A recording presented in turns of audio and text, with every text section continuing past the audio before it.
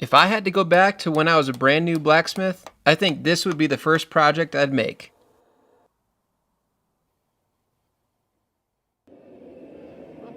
Recently, I finished one of the longest projects that I've taken on in quite some time. It was actually this video right here. And while it was a lot of fun to challenge myself with that project, it was honestly exhausting. Having to restart and then fix a problem and then try new techniques that I have never done before made the project just drag out for forever. And at points, it was very difficult to keep going. It was difficult to keep the motivation, or really there was no motivation. I just had to make myself keep working on it.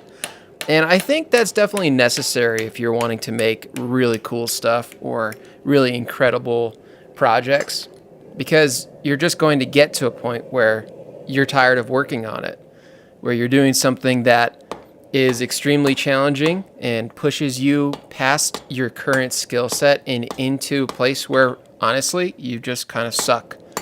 And being bad at something doesn't really feel as good as doing something you know you can do really well.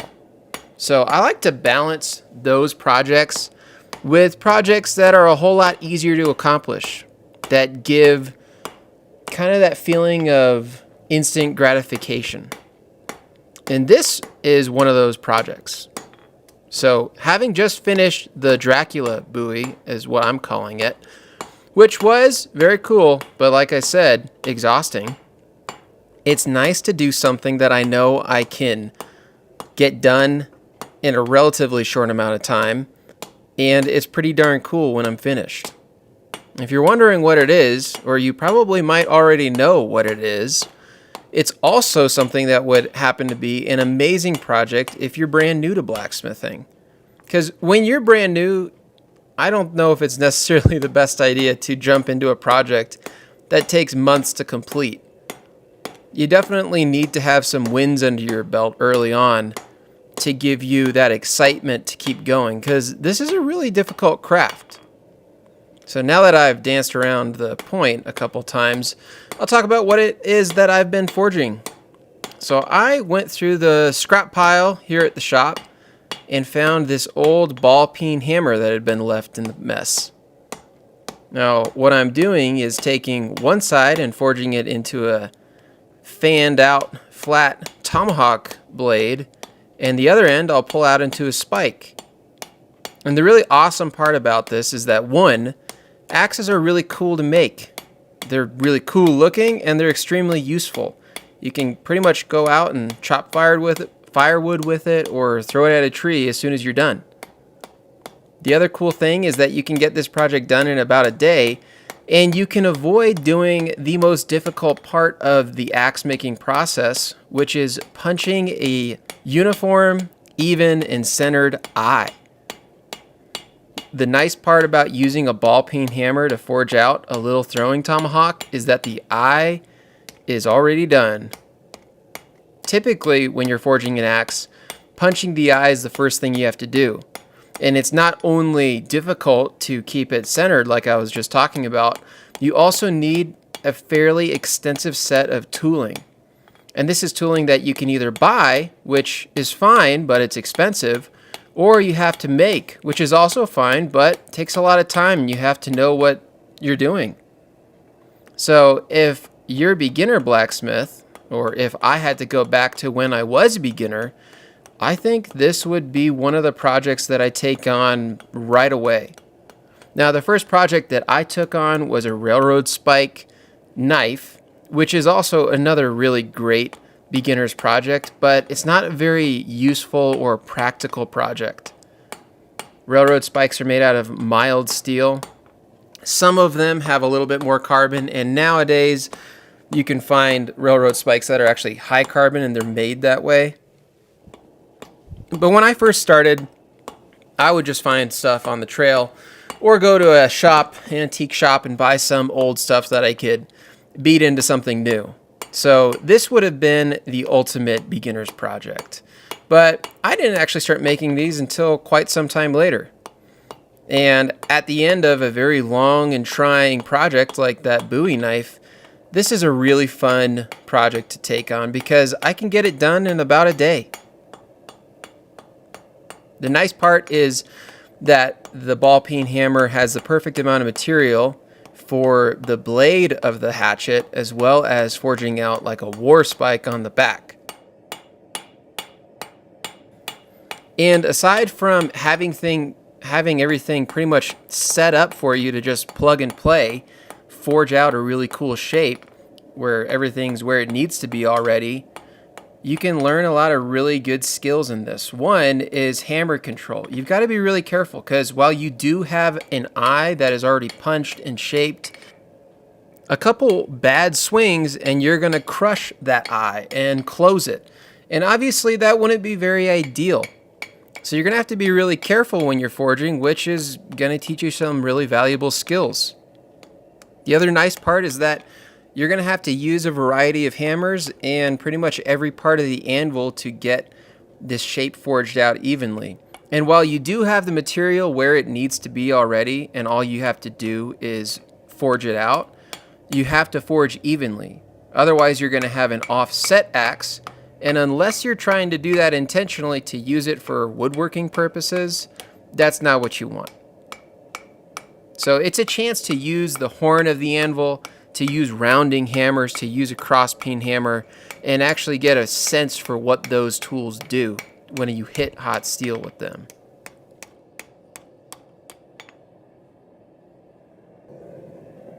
And the steel that's used for hammers and axes isn't a terribly high carbon steel. It's what's known as a medium carbon steel. Medium carbon steel is much easier to heat treat than something that you'd use for a blade. And while 1084, which is a common blade steel and a beginner-friendly blade steel, is easy to heat treat in a forge, hammer steel or axe steel, the medium carbon, is that much easier. If you stick to orange heat, air cool, cherry red, air cool, and dull red and air cool for your normalization, and quench at the cherry red, you're going to have a hardened axe. And if you quench in oil, you can probably skip the temper and be just fine. Now, I know that might trigger some of you guys, but when I worked in a production blacksmithing shop, we would oil quench 1045 and Parks 50 and skip the temper. Now, I know this sounds crazy, but there's just not enough carbon in it to get to like maximum hardness when you quench in oil. But just enough that it does get hardened and is a very tough and usable tool. Now, if you don't feel comfortable skipping temper, you don't have to skip temper, but I feel fine, and I'm going to skip it. At the end of this video, I'm going to toss the axe around, and if it shatters, then we'll know that maybe you should temper. Another reason that I think this is a really great project, if you're a beginner or experienced, is that you do most of the shaping with the hammer, which means there's very minimal grinding. And once you start doing this a lot, while grinding is a cool part of the process and a very necessary part of the process, it definitely isn't the most enjoyable part of the process. So it's nice when you can spend as little time doing it. When I am making something like the Bowie knife that I just finished, where I spend months on it, and in the end have a really beautiful knife, but a very impractical knife, there's not a lot of jobs that I'm going to use that Bowie for. While it will look really cool sitting on the shelf, I don't necessarily want to go and beat it up using it really rough on any task in the yard, because I spent months trying to make it look really nice. So that's the other plus of projects like this. I can get it done really quickly and end up using it more than anything else I've made. Looks like the light wanted to be the star of the show in this shot.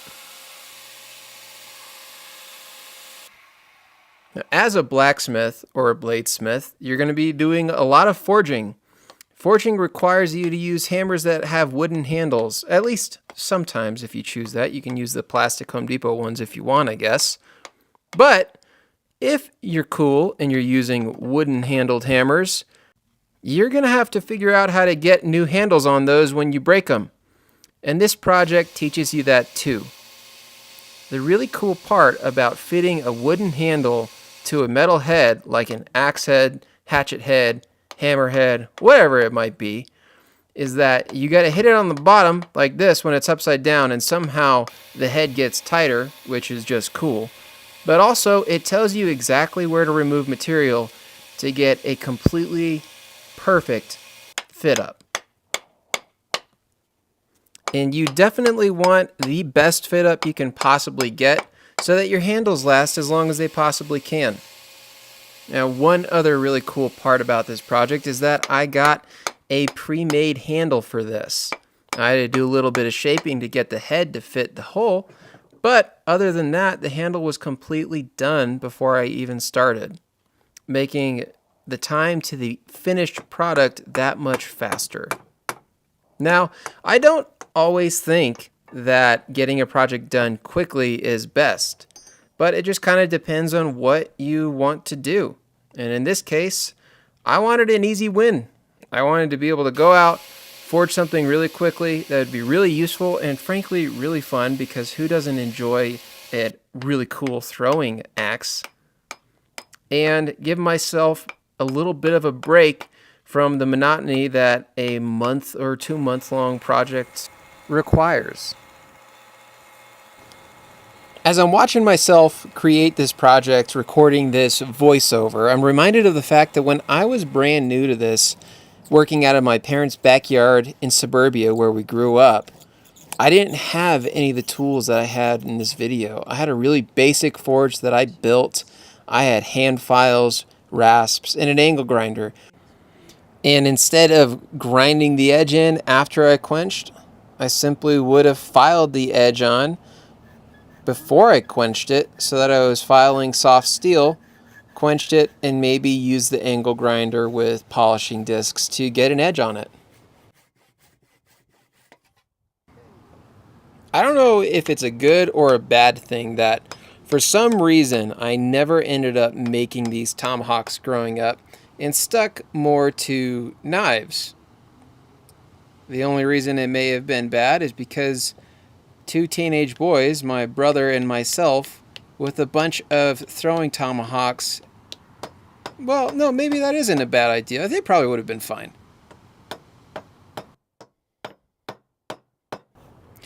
Now, if I went back in time and took this project on, I don't know for sure if I could have gotten it done in a pretty leisurely and relaxed day like I did this time. But I do know that when I did get it done, it would have made my entire month. I would have been so excited about this. I mean, I still am, but I'm probably not as excited as young teenage Matt would have been with a pretty sweet axe.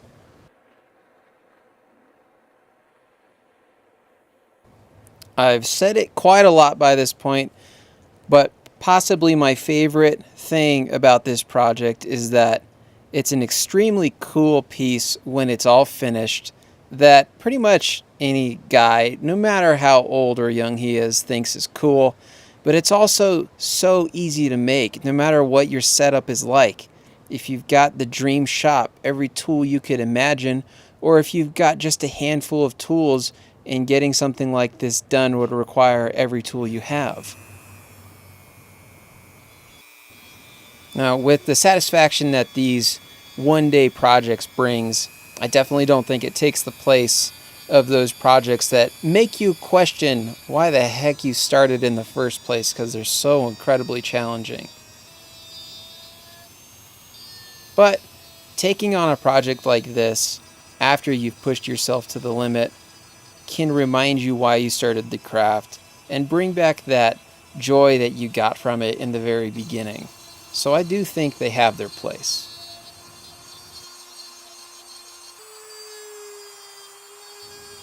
Not that it's related to blacksmithing at all, but I am a father now, and when my son is old enough to learn some shop safety, just enough to not get hurt and have some fun, I'm very glad that I know how to make these kind of things, because these are the kind of projects that we can do together that will give him some memories that he probably won't forget, and that I definitely won't either.